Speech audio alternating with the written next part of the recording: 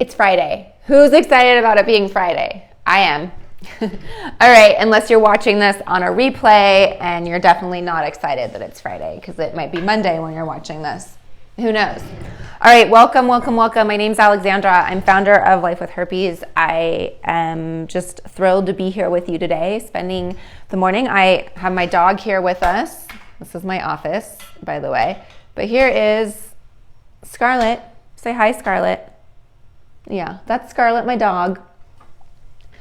And let's see, let me get this back. Anyways, I'm Alexandra. I'm founder of Life with Herpes. I have been diagnosed with herpes. Thank you for the hearts. I was diagnosed with HSV1 in 2003 and HSV2 in 2011. So I've been living with it for a very long time, 2 decades. And with it, I have learned, I've had outbreaks, I've gone outbreak free, I've gotten multiple outbreaks, I have dated, I am married, I have a little boy. So I've done all the things that we have concerns about when we're first diagnosed. Will I ever date? Will anybody ever love me? Will I love myself? Can I become a mommy? Or if you're a male, can I become a daddy? All these things. So anyways, I'm here to answer those questions. So if you are new to Life with Herpes, if you're new to watching this live, then how it works is just ask your questions. I will answer them in the order in which they are received. Do your best to keep them rated G because the platform, the app, social media will remove your comments. I'll get a notification that's like, comments were removed for the safety of the community. And I'm like, whatever. So anyways, that's what's going on with that. I'm going to tap the screen to say thank you for the people that are here. And thank you for spending your morning with me. One of the things that I think is really important, I get this question all the time. What should I do if I am just diagnosed with herpes? What do I need to do? How do I get through it? One of the most important things is educate yourself. I would educate yourself. There's all these miscommunications, these taboo topics about herpes. And so we are just not, in general, educated about herpes. We think that it's one thing and when really it's the other thing. So the number one thing I would do if you were just diagnosed is I would educate yourself on what herpes is and what herpes is not. How do you do that? By watching this live, by joining the community, by being a part of Life with Herpes. There's also, now, when I started this in 2017, there was nobody talking about it, and now there's a lot of other influencers out there talking about herpes. So anything that you can do that resonates with you personally is gonna be the most important thing, in my opinion. All right, so that's the number one thing. The next thing that I would say that you should do if you've just been diagnosed, so you've educated yourself, the next thing I would do is I would join a community. So I have Life with Herpes. It is something that I created because it didn't exist when I was first diagnosed. And so that's why I created it, so that you can find a community, so you can educate others. Maybe you're 2 weeks in and you meet someone in the community that just was diagnosed today. So being able to support that person is gonna be really, really beneficial for you and that person. Someone saying, you have what? I have herpes. I have HSV1 and HSV2. So I have both types.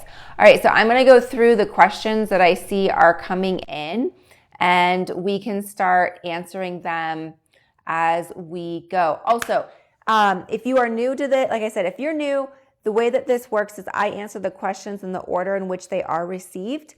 If you have been on this before, you would probably know. Keep it keep it rated G. PG may even be a little bit more risky. And if you know someone that has herpes that needs to hear this information, please share this with people that need to hear it. So I just saw some follows come through. Thank you for the follows. Thank you for the hearts. All right. What is HSV1? What is HSV2? So HSV, herpes simplex virus, which is what we're specifically talking about. We're talking about cold sores, we're talking about oral herpes, we're talking about genital herpes. Those are broken down into 2 types, HSV1 or HSV2. HSV1 is more common. 2 out of 3 people have HSV1, And HSV2 is less common, but still extremely common. It's 1 out of 6 people have HSV2. So they can either be oral herpes or genital herpes. It's just a matter of where you come in contact with the virus. Can HSV lead to HIV? This was a big topic in our recent support group last Monday. Just so you know, we have a support group where we have live calls every single Monday. We have 2 live calls a week. So that's 8 live calls a month with the community. It is awesome. But we had this conversation about, can HSV lead to HIV? So there's a lot of H's, a lot of V's. A lot of times people will misunderstand what herpes is. And when they hear H and they hear a V, they think it's HIV. So they are different viruses. Herpes simplex virus is not HIV. So can it lead to HIV? So can it basically become HIV, or does it eventually, with maybe not following or maybe, not taking care of your health, does it become HIV? No, those are different viruses. So virus HSV does not turn into HIV. And so I think where we get that mindset is, let's look at, for example, heart disease or diabetes, right? Let's just use diabetes, for example. They can say you're pre-diabetic. If you don't change your lifestyle, it can lead to diabetes, right? This is not the case. HSV does not become HIV. There are some reports out there. There are some cases that say if you have HSV, you are more likely to have HIV. Here's where I get with that statistic, or here's where it kind of aggravates me. I'm glad that it's out there. I'm glad that statistic is there. It should scare us, right? Nobody wants an STD. I didn't go, hey, I want one. Nobody wants one. Nobody goes out looking for one. And yeah, does it scare us to hear, oh my gosh, I could maybe have HIV? Yeah, that is scary. There's no doubt about it. Here's the thing I want us to look at. When you have herpes, when you have an open sore, you are more likely to let in other diseases, other bacteria, other viruses that can turn into a disease, right? You have an open wound. So when you have an open wound, it's an open pathway for anything else to come in. HIV is bodily fluid transmission. So if you have herpes, and let's say you have herpes outbreak, or it's just healing up, or whatever, you have an open wound and you're with a partner who has HIV, you have an open wound. So that makes it easier for HIV to transmit to somebody with herpes than it does without. So does that make sense what I'm saying? The other thing that I don't like about when people go, oh, well, you're more likely to get it, is the assumption that people with herpes are promiscuous. Now, in some cases, yeah, some cases that is absolutely accurate, but that's not always accurate, right? So the assumption is, so let's just talk about, let's go facts, let's go numbers, let's go however you want to put it. Clearly, if you are intimate with 100 people, you're clearly at a higher risk than the person that has one partner. Obviously, no one's going to debate that.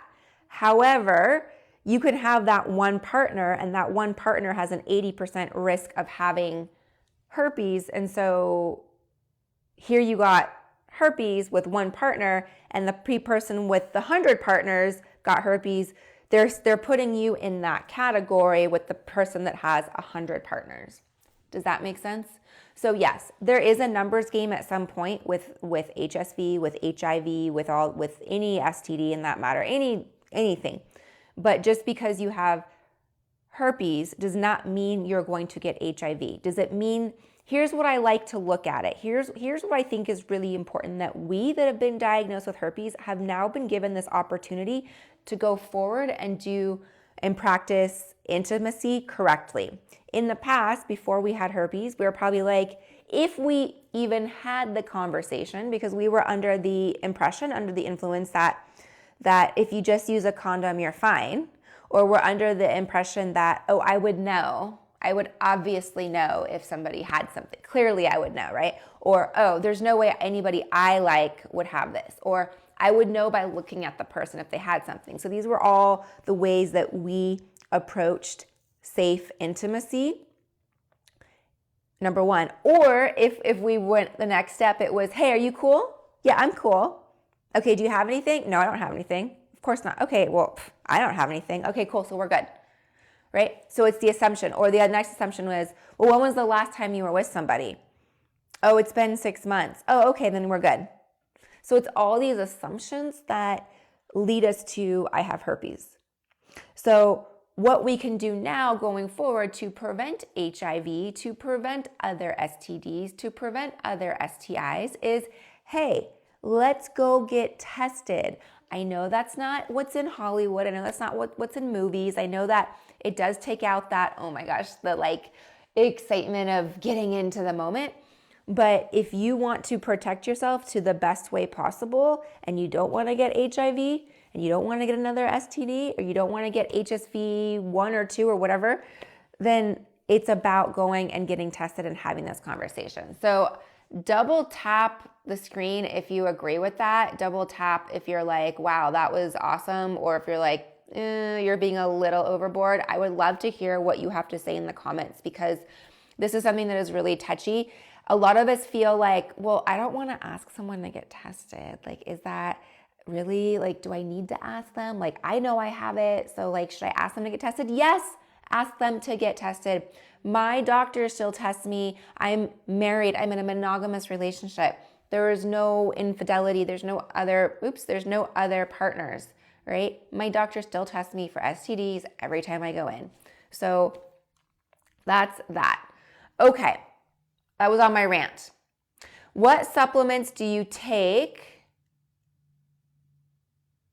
What supplements do you take to keep the virus down? So there's a couple of things we can do. Number one, I am not a doctor. If you have questions, ask your doctor. Okay. The first one I want to talk about, I talk about this a lot, is lysine, L-lysine. It's an essential amino acid. It's a protein that helps block the replication of the virus. So, I take this daily to help prevent the virus from popping up. I take it when I have outbreaks. There we go. There was my burp that I needed. Excuse me. That's really rude on camera.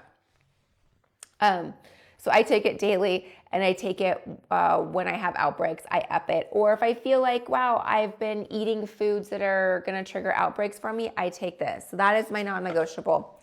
Next, we have Monolaurin, which is lauric acid, which is really beneficial with what it does is it breaks down the outer shell, the outer layer of enveloped viruses. HSV specifically is an enveloped virus, which means that it has an outer shell. When it has an outer shell, our immune system cannot penetrate and it cannot burst through that virus. So by dissolving or disrupting the outer shell, it means that our immune system can go and penetrate it. This is not just specifically for herpes. This is for other viruses in our body. We obviously have thousands and thousands and thousands of viruses in our body, and they can pop up at any moment or do whatever they want to us. This also is great for overall immune health. So these two work really well hand in hand. There's a lot of studies out how they benefit one another. Those are non-negotiable. And my third non-negotiable is Andrographis, which is specific for immune health as well as really fighting the HSV virus. So these are my three I take. They're all linked for you. You have a discount in there, which is awesome. And they are all linked for you to check them out, try them. What I like about Natural Cure Labs, or AKA Palmera, they just changed their company's name. What I really like about this particular company is because you can buy lysine anywhere. You can go to I don't know about Walmart, but you can go to Walgreens, CVS, whatever, and buy lysine anywhere. But what I specifically like about Natural Cure Labs is that they have won, do they have the lab is tested. They've won all these, it's made in the USA. It's good manufacturing practice. It's non-GMO, and they've won a lot of awards for their manufacturing and for their company. Also, the owner of the company, that is what I like the most about it, is he is truly on a mission to support people with their immune health. So there's also a bigger picture there. All right. How do HIPAA laws work? I don't know. I should know because I have my life and health insurance license, but I don't know how HIPAA laws work. So that's a good question. I would ask an attorney, or I'd ask like HR. Keeping your stress down. Yes, stress is like the number one cause for all of these things. Stress is the number one cause for herpes outbreaks. And it is, for me, that's what triggers it. I can like feel it going through my body, like, oh, you're going to get an outbreak. You're going to get an outbreak. You're going to get an outbreak. You need to calm down. You need to go ground. You need to go meditate. You need to take a nap. You need to chillax. Can you get it only on your legs when you have HSV2? No, you can have HSV. You can have HSV1 or HSV2 anywhere on your body. The virus likes the mouth. The virus likes genitals, but it can go anywhere on your body if you give it an option to go there. So, perfect example, let's say if you are a mom or a dad, whatever. I'm a mom.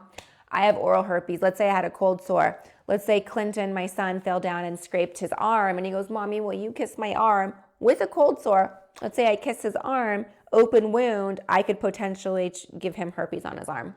Does that make sense? So that's kind of how that works. So yeah, you can have HSV1 or HSV2 on your legs. Can you have HSV and never have an outbreak? Yes, that is extremely common. Most people do not have outbreaks. Most people are asymptomatic, and that is why there's such a stigma. And that is why, because people are like, I don't have that. Ew, gross. I was safe. Or I don't know. Or my favorite is, I don't know how I didn't get it, because I definitely, like, you probably have it and just never been tested for it. So, yes, you can be asymptomatic and never have outbreaks. Can you get waxed? Yes, you can get waxed. I've talked to women that wax, sugar. I've done laser. Yes, you can absolutely get waxed. Probably wouldn't go in with an outbreak. And if you're, is it esthetician? I don't know. If they ask you, then I would let your esthetician know that you have herpes, but you can absolutely get waxed. Yes, you can still get a Brazilian. Will you ever sell the herpes soap in liquid form? I never thought about selling it in liquid form. It's just a bar, but that's a great idea. I can talk to the manufacturer and see what she can do about doing it in a liquid body soap. It's a great idea. I'll find out if it's possible, because sometimes like the ingredients work really well as a solid, and sometimes they don't work really well as a liquid. For example, it took us a long time to formulate the rescue balm that we have specifically for herpes outbreaks. This sells out monthly with the soap, but it took a while to formulate and get the right thing. So like, for example, our Lifesaver SPF lip balm has lysine in it. It has lysine powder in it. I love this. I can't live without it. What I like about it is there's lysine in it. And this was a hard one to formulate because it had the lysine. So sometimes when they like heat it and they coagulate, or whatever the word is, it doesn't always set properly. So I can find out about a liquid soap for herpes if that's something you guys want. If you guys are wondering what I was just talking about, if you're new here, we have products. They're the Secret Society wellness products. They are products designed specifically for herpes, for people living with herpes. I launched these products in 2019, so they've been around for a while. It took over a year to formulate. They're natural ingredients from the USA as well. We have natural essential oils in them. We have lysine in them. We just launched a new one. It should ship. Actually, today's the 1st. It's going to ship the first week of December, so it should ship next week. It is the Herpes Fix-It salve. I don't have it here to show you, but it's the Herpes Fix-It salve that is manuka honey. It's frankincense essential oils and other oils. It's like a salve. You can put it directly on your outbreak. It is awesome. I've used it on my crow's feet. I've used it on other things, other parts of my body for little bumps or blisters or acne, and it is thebomb.com. So check that out. Can you wax, and is it safe? Could it irritate the area? So waxing, yeah, you can wax. Will it irritate the area? You'll just have to see. Some women are like, my hair's too coarse. It causes this or causes that. I've talked to women that are like, I was a waxer for years. Now that I have herpes, I don't wax, I shave. I have some women that are like, I was a shaver for years. Now that I have herpes, I don't shave, I wax. I'm a big fan of getting it lasered, but you do you and see what works. You don't necessarily know. Someone is saying you've been living 40 years with HSV too. Yeah, that is awesome, and that is a long time. And I'm glad to hear that people are talking about how they've been living with herpes for a long time. Wow, lots of questions.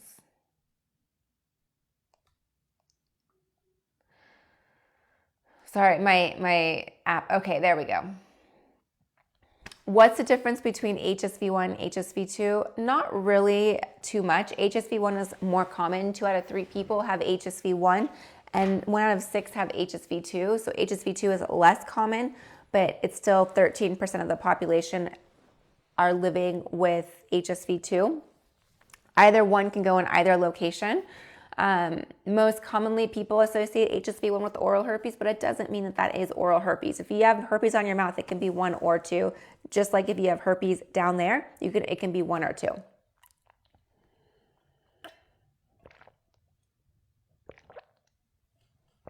Excuse me, I had to take a sip. Is there anything to take that makes the time of outbreaks go away faster? So yes, there's a couple things you can do. If you want to take the antiviral, it's prescribed to you by your doctor. It's the Valtrex, valcyclovir, acyclovir. That can help speed up the recovery of your outbreak. If you get it in your system within the first couple hours of a sensation or the onset or the feeling of an outbreak, it can either eliminate it, period, or it can lessen it significantly from like a week to a couple of days. So that's number one if you want to do that. I'm personally more of a natural way. I no longer take the antiviral. I like to take the natural supplements like Monolaurin, like Lysine, and Andrographis. So these are the things that I like to take. They're all linked for you. These are what I like to take when I have outbreaks. And then if you want to go topical, like I was talking about earlier, we could do an Epsom salt bath with the recovery soak. This is awesome. This is like a nice way to help calm your nervous system. It's a natural way. And then we can also go into the rescue balm. This is something that sells out every single month. I love the way it smells. You can apply it directly to your outbreak to help with wound repair, topically with your skin. So those are some things. They're all linked for you if you want to check them out. You're funny, I burped. You're like, burping is a natural thing. We're here talking about natural things. Thanks so much. What foods trigger outbreaks? I do have a list for you if you want to download it. It's a 21-page ebook that talks about all the herpes, like natural remedies and kind of what is herpes. It's linked for you. It's called the Outbreak Remedy, it's Outbreak Remedies or outbreakremedies.com if you go to the link in my bio. Some foods that are listed there, but that are here. Some foods that help or that trigger it are nuts, peanuts, chocolate, coconut. So a lot of things that are maybe in hidden processed foods that we might get. Sugar is a huge trigger because it lessens our immune system, it lowers our immune system. Other things like processed foods can also, can also have a reaction to our outbreaks.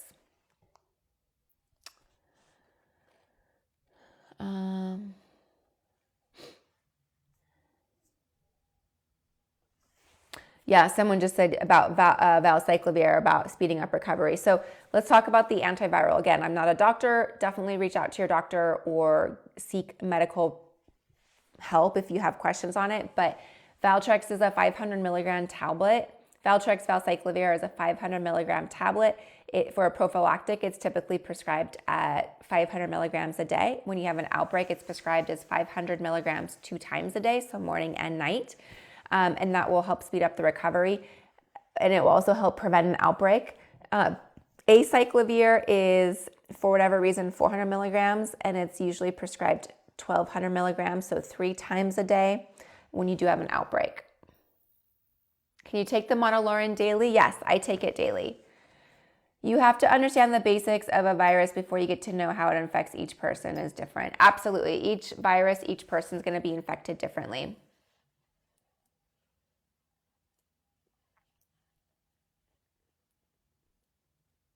Someone just said they take valcyclovir and they've noticed it takes the same amount of time for it to go away naturally. So here's the thing, that's interesting for your body. Everybody's body is going to be different. One of the things for us to realize is that I want to talk about, herpes will clear up. The actual outbreak, the issue you have going on right now will clear up on its own. You do not need a medication to clear it up. What the medication does, what the antiviral does, is it helps speed up the recovery. But if you do not take anything, it will go away on its own. However, herpes does not go away. You will have the virus for the rest of your life. You're going to die with this virus. It will not kill you, let me clarify that, but you will have it the rest of your life. So, unlike a bacterial infection, an antibiotic is what kills the bacterial infection in your body. So for a lot of other things, we need the antibiotic to kill the bacterial infection in our body, right? A lot of times if we don't get rid of that bacterial infection, it can continue to cause other issues down the line. Where HSV is a virus, we cannot rid our body of viruses. What's your diagnosis with somebody who was just, what's your advice for someone that was just diagnosed with herpes? So I would say someone asked me a question yesterday, what would you suggest if your husband was diagnosed with herpes? So it's going to be the same response. Number one, educate yourself. The more education you know about herpes, it's going to be better. You can feel like you're going down a rabbit hole. I think Google is terrifying. I would find a community like Life with Herpes to educate yourself. And get the facts. What is herpes? What is not herpes? There's a lot of thoughts, or people say, oh, well, it's only da-da-da-da. No, find out the facts and figure out what herpes is. That's why I have this going on. The second thing I would do is I'd find a community where you feel comfortable, where you can find support. I have Life with Herpes. I have the Secret Society community. It's a community where we meet 8 times a month. They are live calls, and it's a support group of people from all over the world. It truly is amazing and heartwarming to have people on the calls. So I would look at joining the support group. The next thing I would do is if you have an outbreak right now, if you want to take the antiviral, take the antiviral. If you want to take the supplements, I take the supplements. And I would see what you can do to speed up the recovery. As soon as you get that off your system, get the outbreak over, you're going to start to feel more like yourself. So those are the things I would do. As far as getting out of the Eeyore phase, we all get stuck in this Eeyore phase, I call it, because of Winnie the Pooh, Eeyore, who's like wompity womp womp womp. It's healthy, it's natural to be there. You need to grieve the fact that you've been diagnosed with herpes, but I don't want you staying in the grieving state. I don't want you to be Eeyore for the rest of your life. I don't want you to miss out on dating. I don't want you to miss out on the first kiss. I don't want you to miss out on becoming a mom or a dad. I don't want you to miss out on your wedding. I don't want you to miss out on all these beautiful things that happen in life that are a result of being intimate and vulnerable with a partner. So I would practice forgiveness. You need to forgive your partner, and you need to take responsibility for your actions. When you point blame, you did this to me, no, don't point the blame. You need to take responsibility for your actions of being in that position. So that's what I want to say. What are my triggers? My triggers are stress. My triggers are lack of sleep. But triggers can be food, triggers can be stress, triggers can be friction. So I do have, like I said, it's a herpes outbreak toolkit. I do have a herpes outbreak toolkit. That is not free. That you can download, also linked for you in the bio. Lots of great information there. It's a beautiful toolkit. It's like 53 pages of information. It's videos. It takes you through 7 days of what to do when you're just diagnosed. But if you want something for free, there also is a 21-page ebook that walks you through the foods and things that can trigger outbreaks.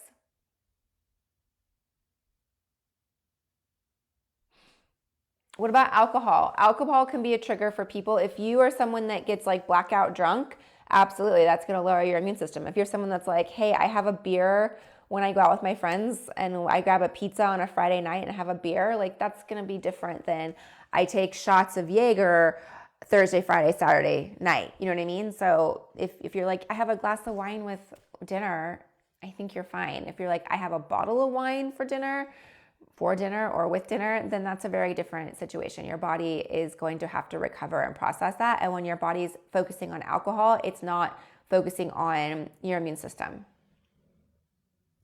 Do you personally get cold sores on your lips? I have HSV1 oral. I have had it for 20 years. I have only had 4 oral outbreaks in 20 years. My second oral outbreak was 14 years later. How do you know if you have herpes? I would go get tested. You would want to have an IgG, an antibody blood test. So just ask whoever can write you not a prescription, but fill out a lab form for you to get tested and get tested for HSV and see, like, do I have 1 or 2? Someone says, I wish you were asymptomatic. I know a lot of people do. I do as well. I wish I was asymptomatic genitally, but I'm not. So, wow, 71 new messages. Have you had kids? If so, do you take antiviral drugs? I have a little boy. Look, this was our picture of Santa last year. I don't know why this is funny. This is, yes, I have a little boy. This was him last year at 2 with Santa. And can't wait to get the picture this year with Santa. We did not cry. Okay, anyways, I have a little boy. He does not have herpes. And I was able to have a vaginal delivery. I have HSV1 and HSV2. Do I take prescription medicine or natural supplements? I take the natural supplements. I have taken the prescription. I took that for like 3 years straight, and I decided I didn't want to take it anymore. Can we talk about not using protection and not passing it? So there is always a risk that you can transmit herpes if you have it, especially if there is no protection. What I want to say, condoms, they are great. They're a great idea or suggestion. What we don't realize is herpes is not fluid-based. Herpes is skin to skin. So for fluid-based prevention, so like other types of STIs, STDs that are fluid transmission, they're going to be excellent. Herpes, a condom lessens the transmission rate between 30 and 50%. So it's not necessarily the best way to prevent transmission for herpes specifically. I am not saying do not use them. I am saying just be aware that it's not the best. You can also look at taking the prescription antiviral. That is going to be the best way, that according to the CDC, by taking the antiviral, it lessens the transmission rate by 48%. I like to take the supplements. This is what I personally do. And I communicate with my husband. I tell him, hey, I kind of feel like maybe I was getting an outbreak, or I had a little like tingle, or I may just get tingles but no outbreak or whatever. And I communicate with him and I say, what do you want to do? What do you feel like? At this point, my husband's in the situation of, I don't care if I get it. But when we were dating and before we were engaged, I was on the antiviral because we were dating, right? So it's every relationship, every couple is going to do something different. All right. Guys, okay, answered about alcohol. Yeah, labor is stressful. Yes, taking the antiviral during delivery. I took the antivirals during delivery. All right, guys, I have got to go. I'm going to tap the screen just to say thank you. I see I see the shares. I see the follows. I am so grateful for that. Thank you. I am here sharing my life with herpes, and I'm doing my best to educate. If you follow me on other platforms, you'll see behind the scenes of my life. I'm starting to show more of my mommy life, trying to show more of my married life, trying to show more of my date life, trying to show more of my cooking, all of that. So I appreciate you. I thank you for being here with me. And it is my prayer that I can support you along this way. That is what I pray for, that when I see people that follow, when I see people that purchase my products, I say a prayer and I say your name saying, I hope that this will support this person. So I am thankful that you are here. Thank you for joining me. Everything I talked about is linked for you. I have the Herpes Outbreak Toolkit. I have the Tell Your Partner Toolkit. I have all the supplements we discussed. I have the wellness products, especially the Herpes Fix-It Salve. That is brand new, just launched. It is thebomb.com. I probably shouldn't say that because I'll probably get in trouble for saying that. Anyways, it is the .com. And I just appreciate all of you. So thank you. I hope you have a wonderful, wonderful weekend and a wonderful Friday. Bye, guys. Let me try that again. Bye.